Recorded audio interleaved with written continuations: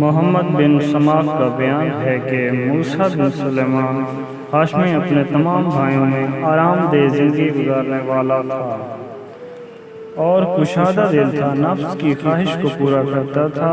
کھانا پینا، لباس، خوشبو، لونڈی، غلام وغیرہ سب کچھ اس کے پاس تھا۔ اس کو اپنی عیش اور لذتوں کے علاوہ کسی اور چیز کا غم نہیں تھا۔ وہ ایک خوبصورت نوجوان تھا، اس کا چہرہ صفائی اور سفیدی میں چاندی کی مائل تھا۔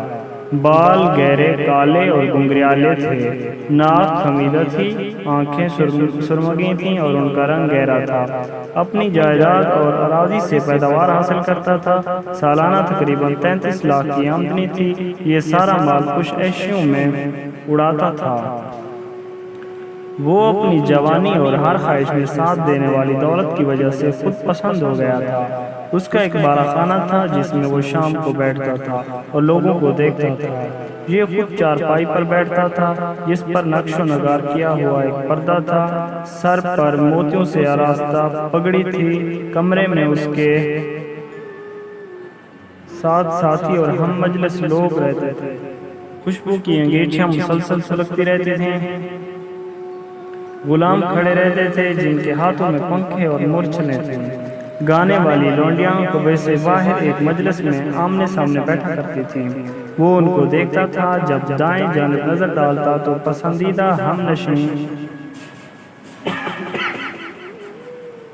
نظر آتے تھے جن کے ساتھ گفتگو سے مانوس ہوتا۔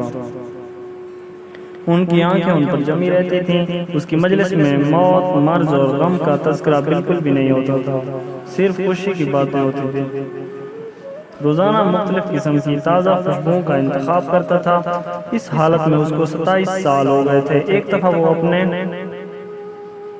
کعبے میں بیٹھا ہوا تھا، رات کا ایک حصہ گزر چکا تھا، تو اچانک اس نے ایک نرم اور غضبناک نغمہ سنا جو اس نغمے سے مختلف تھا جو اس کے گویے گاتے تھے۔ اس نغمے نے اس کے دل کے گوشوں کو قابو کر لیا تھا۔ وہ اپنی اس حالت میں عیش غافل ہو گیا تھا۔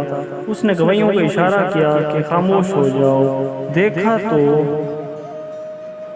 وہ نغمہ کبھی سنائی دیتا ہے، کبھی رک جاتا ہے۔ اس نے غلاموں کو آواز دی اور کہا کہ اس آواز والے کو تلاش کرو۔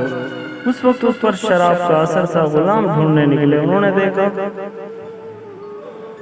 ایک لاغر اور کمزور جسم والا نوجوان ہے جس کی گردن پتلی، رنگ زرد، ہونٹ خشک، پیٹ کے ساتھ چپکا ہوا ہے۔ اس کے بدن پر 2 پرانے کپڑے ہیں، پاؤں ننگے ہیں، مسجد میں کھڑا ہے، اپنے رب کی بارگاہ میں دعا ہے۔ غلاموں نے اس کو مسجد سے نکالا اور لے گئے۔ اس کے ساتھ بات نہیں کی یہاں تک کہ اس کے امیر کے پاس لے جا کر کھڑا کر دیا۔ اس نے دیکھا اور پوچھا یہ کون ہے؟ غلاموں نے کہا یہ نغمے والا ہے جو آپ نے سنا۔ اس نے کہا کہاں سے ملا؟ انہوں نے کہا کہ مسجد میں نماز پڑھ رہا تھا اور تلاوت کر رہا تھا۔ اس نے کہا اے جوان تو کیا پڑھ رہا تھا اور تلاوت کر رہا تھا؟ اس نے کہا اللہ تعالیٰ کا کلام تھا، کیا مجھے بھی وہ نغمہ سنا دو؟ پھر اس نے سنایا ترجمہ بے شک نیک لوگ نعمتوں میں ہوں گے۔ پھر اس نوجوان نے اس امیر کو مخاطب کر کے کہا جنت کی نعمتیں تیری اس مجلس کی طرح نہیں ہیں، وہاں تو اونچے اونچے بچھونے ہیں اور تکیے ہیں، سب سندس ہیں۔ اللہ کا دوست ان کے اوپر جھانک کر دیکھے گا 2 نہروں کو جو 2 باغوں میں ہوتی ہیں، جن میں ہر میوہ 2 قسم کا ہوتا ہے، نہ پہلے کسی نے توڑا ہے نہ ہی آئندہ ختم ہونے والے ہیں۔ یہ انجام پرہیزگاروں کے لیے اور کافروں کے لیے آگ ہی آگ ہے۔